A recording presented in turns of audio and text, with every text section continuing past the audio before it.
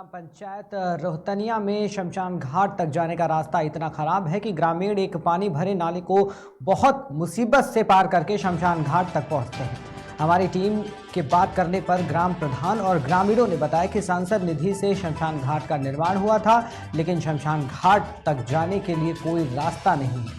बरसात के दिनों में जब गांव में किसी की मृत्यु होती है तो बहुत कठिनाइयों के साथ हम लोग शमशान घाट तक पहुंचते हैं। हमारे यहाँ ये समस्या है, शमशान घाट जाने के लिए सर कोई रास्ता नहीं है यहाँ पे। अच्छा, तो हम लोग अभी 3 मृत्यु हो चुकी हैं 2 महीने में। बरसात का वो चल रहा है तो पानी बहुत सारा हो जाता है, उसमें घुस के भी जाते, कई बार गिर भी चुके हैं। तो उसको लेकर के कहीं भी कोई रास्ता जाने के लिए नहीं है। हमारी ये मांग है, हमें रास्ता मिलने का मतलब दिलाई जाए और शासन प्रशासन से हमारी ये मांग है, और अभी तक कोई रास्ता मतलब हमें नहीं मिल पा रहा है। जी हाँ, मैंने इस समस्या को लेकर मैं अपने लेटर पैड पे एक एप्लीकेशन में लिखी एसडीएम साहब को। फिर कुछ लोगों को मैंने करीब 50-60 लोगों के साइन अंगूठा लेके और कल मैं एसडीएम साहब पहुंचा। तो उनसे मेरी 15 मिनट बैठ के बात हुई, तो उन्होंने मुझे आश्वासन दिया कि ठीक है प्रधान जी, आपका मैं लेखपाल भेज के पैमाश करा के उसको आख्या करवा के आपकी जो है नाले की पैमाश करा के आपका जो रोड निकाले की व्यवस्था करेंगे। अभी तो नाला में पानी बहुत ही चल रहा है, अभी तो हो नहीं सकती है, कुछ दिन का टाइम मांगा है। परेशानी रास्ता की है साहब हमारे लिए। ये कितने समय पहले से बना हुआ है शमशान घाट?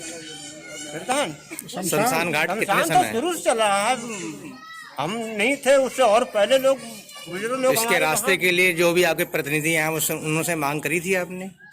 मांग तो कर रहे हैं, पहले से लोग कह रहे हैं, मगर वो कोई सुनता नहीं है साहब। अरे आन गाँव के थे, बाजी गाँवों के थे, मगर कोई इतनी सहयोग नहीं दिया। अच्छा, अब तो हमारे यहाँ के प्रधान भी बीडी से सब लोग तैयार हैं। अच्छा, सब लोग तैयार है। ये कितने साल से समस्या है ये?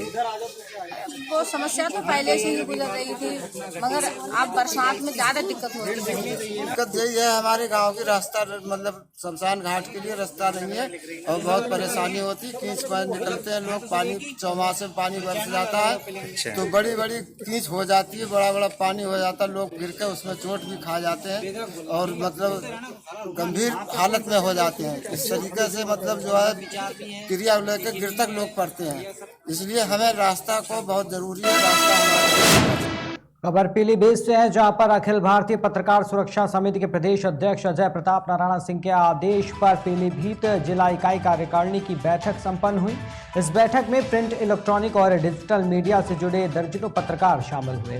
बैठक की अध्यक्षता जिला अध्यक्ष विकासशील ने की। इस बैठक में प्रदेश और बरेली मंडल अध्यक्ष और बरेली मंडल वरिष्ठ सलाहकार समेत अन्य कई लोग भी मौजूद रहे। खबर शाहजहांपुर से है, जहां इस साल होने वाली रामलीला मैदान को लेकर संशय बना हुआ है। जरा सा पानी बरसने पर मैदान में जगह जगह पानी भर जाता है, जिसको लेकर इस वर्ष ओसीएफ कमेटी ने मेले में झूलों के टेंडर से लगभग 3 लाख रुपए लिए हैं और मेले में लगी अन्य दुकानों, साइकिल स्टैंड का टेंडर भी इससे ज्यादा होने का बताया जा रहा है। इसलिए मेला कमेटी के सचिव और ओसीएफ के सहायक प्रबंधक मेला से होने वाली इनकम बजट खर्च का जवाब देने से बचते हुए नजर आ रहे हैं। रामलीला प्रोग्राम का अच्छे से चलने का शुभकामनाएं सभी को। और सर एक जो मामला जो पानी का सामने आया, इसके लिए क्या कुछ किया जाएगा? जो ग्राउंड में जो पानी भर गया है, इसके लिए क्या कुछ किया जाएगा? बड़े दुकानदार परेशान भी हैं। सब ठीक हो जाएगा। कब तक? 1-2 दिन। खबर अमरोहा से है, जहां ऑल दिव्यांग विकास संगठन की मासिक बैठक कार्यालय नौगामा सादात में की गई। इस बैठक की अध्यक्षता महबूब आली और संचालन कमर आलम ने किया। बैठक में सभी पदाधिकारी मौजूद रहे और सबने अपने अपने विचार लोगों के सामने रखे। ये बैठक 5000 रुपये अत्योदय राशन कार्ड, आवास 1 रुपये से लेकर 5 लाख रुपए का लोन माफ, बिजली बिल माफ आदि मांग को लेकर की गई। इस बैठक में कुछ नए पदाधिकारी भी बनाए गए। हमारा उद्देश्य क्या है कि हमें इन गूंगी बहरी सरकारों से लड़ते लड़ते 16 साल हो गए, ये सुनते नहीं हैं, क्योंकि ये इन कहते हैं ना तो के दर्द वाला ही दर्द जाने में दर्दी क्या जाने पीड़ बढ़ाई। इनका ना तो कोई विकलांग है, ना विधवा है, ना वृद्ध है, ये सब सही सलामत हैं। इसलिए मैं सरकार से ये गुजारिश करता हूँ, विकलांग बोर्ड का चेयरमैन विकलांग को बनाया जाए। विकलांग के पास 1 रुपये से 5 लाख रुपए तक का जो ऋण हो वो माफ किया जाए, रोजगार दिया जाए, आवास दिए जाएं और बीपीएल कनेक्शन उनके माध्यम से बिजली के बिल माफ किए जाएं, बिजली के कनेक्शन फ्री दिए जाएं और गैस कनेक्शन। जिले के शातिर बदमाश को कटनी पुलिस ने मोटरसाइकिल चुराते हुए रंगे हाथों पकड़ लिया, जिसके बाद पुलिस की टीम ने आरोपी को गिरफ्तार कर लिया है। जानकारी के मुताबिक आरोपी ने कटनी जिले से तकरीबन 2 दर्जन से अधिक बाइक चुराकर अलग अलग जिलों में बेची है, जहां से बड़ी संख्या में चोरी की बाइक बरामद की गई हैं। कुछ बाइकों को काटकर आरोपी ने उसके पार्ट्स भी बेच दिए थे, जिसकी जानकारी के बाद पुलिस अलग अलग गांवों से वाहनों को बरामद कर रही है। मऊगंज में एक कटनी का अपराधी है जो कटनी से चोरी करके इस तरफ बाइकों को बेचता था। कटनी पुलिस और रीवा पुलिस के संयुक्त अभियान से लगभग जो है 25-26 गाड़ियां उनसे बरामद की गई हैं और उससे पूछताछ जारी है कि वो यहाँ से कितनी गाड़ियाँ चोरी किया है। अभी तक ये उससे जानकारी नहीं मिल पाई है, लेकिन पुलिस की खबर बहराइच से है, जहां किसान वहां पंचायत करने जा रहे भारतीय किसान यूनियन के अध्यक्ष राकेश टिकैत का जोरदार स्वागत किया गया। वहीं भारतीय किसान यूनियन जिला अध्यक्ष मोहनलाल वर्मा की अगुवाई में भारतीय किसान यूनियन के सैकड़ों कार्यकर्ताओं ने लखनऊ बहराइच हाईवे पर फूल मालाओं से उनका स्वागत किया। वहीं गन्ना किसानों के भुगतान और कटीले तारों पर सरकार के प्रतिबंध को लेकर टिकैत ने विपक्ष पर हमला बोला। पूरे प्रदेश भर में है ये, यहाँ की फैक्ट्री हो या पूरे प्रदेश में हो, गन्ने का पैसा देती नहीं। कुछ फैक्ट्री दे रही है, कुछ फैक्ट्रियाँ 2-2 साल का भुगतान रुका गया है। यहाँ पर अधिकारी और सरकार से बातचीत करेंगे। मुख्यमंत्री ने ये कहा है कि सीजन शुरू होने से पहले हम पूरा भुगतान करवाएंगे। सर, एक समस्या और है, सरकार ने जो है किसानों के खिलाफ जो है कानून बना दिया है कि अगर किसान जो है कटीला तार लगाएगा तो उसके खिलाफ मुकदमा दर्ज किया जाएगा। क्या कहेंगे उसका? ब्लेड वाले तार तो नहीं लगने चाहिए, लेकिन कटीले तार से पशु रुकता है। कटीला तार तो लगेगा, या मुकदमा लगवा लो या भाई फसल बचवा लो, तो फिर मुकदमा ही ठीक है, मुकदमा लग जाएगा वो ठीक है। कटीले तार पशु कैसे रुकेगा वो बता दे।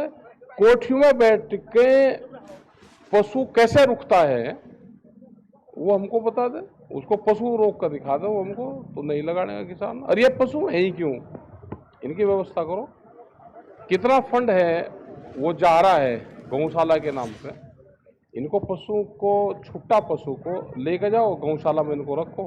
ये क्यों है, फिर लगाएगा ही नहीं किसान।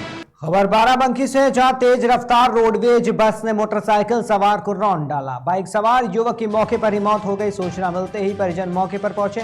पुलिस ने शव का पंचनामा कर पोस्टमार्टम के लिए भेज दिया। खबर फर्रुखाबाद से, जहां रेलवे ट्रैक पर युवक का शव मिलने से हड़कंप मच गया। वहीं परिजनों ने प्रेम प्रसंग के चलते हत्या कर शव फेंकने का आरोप लगाया है। फिलहाल पुलिस ने पंचनामा करके शव का पोस्टमार्टम के लिए उसे भेज दिया है। 8-10 दिन पहले इनकी लड़की को ये दोनों लोग भाग गए थे। फिर उस दिन शाम को लड़की इनकी बरामद करा दी हम लोगों ने। लड़की बाद में लड़का हमारे अपने वाले घर, ये बोले हम उसको मार के ही रहेंगे। घर पे चढ़ाई कर दी, सब दरवाजे वगैरह तोड़ दिए। उसके बाद ये जब सुबह आज आ गया तब इन लोगों ने उसके दोनों पैर और उसके सर में राड मार के उसको मार दिया। और रास्ते पूरा रास्ते में ब्लड पड़ा हुआ है। अब वहाँ से लाके यहाँ डाल दिया। कहाँ घर से लाए थे? जी हाँ, वहीं उठा लाए, रास्ते में पकड़ घर में मिलने आ रहा। सुबह 4:30 बजे 5 बजे पहले मार दी। क्या नाम है लड़के का? लड़के का सूरज यादव। और क्या करता, क्या मजदूरी करता था? नेकपुर कला। मजदूरी कहाँ? मजदूरी यही, जहाँ मजदूरी मिल जाती है। आप जैसे घर में लेबरी मजदूरी जो भी होती है। भगा किसको ले गए थे? उनकी ये राम निवास की लड़की है शिवानी, उसको। वो पढ़ने जाती कहीं? हाँ, पढ़ने जाती थी GGH स्कूल वाली क्षेत्र के अंतर्गत जो नेकपुर कला है उसके पास में जो रेलवे ट्रैक है, वहाँ पर आज सुबह 6:08 पर PRV से एक सूचना प्राप्त हुई थी कि एक डेड बॉडी पड़ी है एक पुरुष की। तुरंत से हमारे थाने का पुलिस और हमारे CO एडिशनल SP साथ ही साथ मेरे द्वारा घटनास्थल का निरीक्षण किया गया और घर वालों से बात की गई। जो मृतक व्यक्ति है उसकी पहचान सूरज के नाम से हुई है, जो कि नेकपुर कला में ही रहते हैं। उनके घर वालों से बात की गई उनके घर वालों का कहना है कि जो उनका लड़का है उसकी मृत्यु कारित कर उसके बाद में इसको रेलवे ट्रैक पर डाला गया है। इस संबंध में घटनास्थल का निरीक्षण कर लिया गया है। FSL से जो हमारी फील्ड यूनिट है उसके द्वारा सारे जो एविडेंसेस हैं मौके से कलेक्ट कर लिए गए हैं। डेड बॉडी को मॉर्चरी PM के लिए भेजा गया है, जिसे वीडियोग्राफी और पैनल के साथ में PM करवाया जा रहा है और घर वालों से बात करके उनसे तहरीर ली जा रही है और इसमें जो भी दोषी होंगे उनकी अरेस्टिंग के लिए तहरीर प्राप्त होने के बाद में 4 टीमें गठित की गई है एडिशनल SP के नेतृत्व में। खबर एटा से है, जहां एटा के जलेसर में भारतीय किसान यूनियन के प्रताप सिंह ने अपने निजी आवास पर प्रेस वार्ता का आयोजन किया है। इस प्रेस वार्ता में कासगंज में चल रही फर्जी किसान यूनियन के खिलाफ कड़ी कार्रवाई करने की मांग की गई। भारतीय किसान यूनियन भानु के राष्ट्रीय अध्यक्ष ठाकुर भानु प्रताप सिंह ने शासन प्रशासन को चेतावनी भी दी है कि इन फर्जी किसान यूनियन के खिलाफ कार्रवाई नहीं की गई तो भारतीय किसान यूनियन भानु एक बड़ा जन आंदोलन करेगी। ऐसा है, कासगंज और एटा में जितने किसान नेता बन रहे हैं वो सब फर्जी हैं और यूनियन जिन्होंने लिखा है वो भी फर्जी हैं। क्यों कि ट्रेड यूनियन के द्वारा जो रजिस्ट्रेशन होते हैं वो ही यूनियन शब्द लिख सकता है। जैसे यूनियन स्वराज, यूनियन किसान, यूनियन किसान वाले बहुत बक रहे थे, लेकिन मैं तो किसी से कुछ कहता नहीं हूं। जब तक ट्रेड यूनियन से नहीं होगा रजिस्ट्रेशन तो तब तक यूनियन लिखने का अधिकार नहीं है। और ये गुंडागर्दी, जो गुंडागर्दी नहीं कर रहे हैं, यदि मैं शासन से शिकायत कर दूं और इनकी जांच करवाऊं तो इनको नानी याद आ जाएगी सबको। और जो कांग्रेस से चुनाव लड़ते हो वो किसान यूनियन किसान नेता हो सकते हैं, जो कांग्रेस से चुनाव लड़े और फिर बने किसान नेता और फिर कहें कि हम ये करेंगे वो करेंगे, ये कुछ नहीं कर सकते। लेकिन मैं चैलेंज कर रहा हूं कि मेरे बारे में यदि कुछ कहा पोल खोल के रख दूंगा सबकी और उनके खिलाफ मुकदमा करवाऊंगा। और शासन और प्रशासन को सबको कह रहा हूं कि ये यूनियन फर्जी है, चाहे वो स्वराज हो, चाहे किसान हो, चाहे अखिल भारतीय किसान यूनियन हो, सब फर्जी हैं।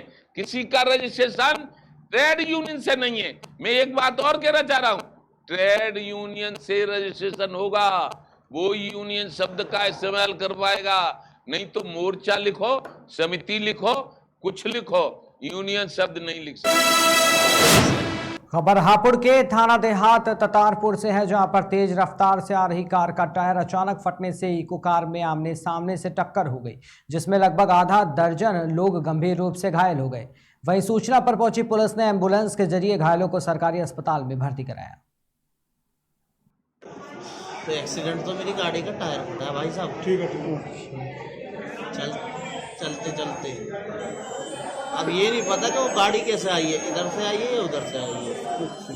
मेरे को ये नहीं पता, मैं रॉन्ग साइड था मगर मैं अपनी साइड था।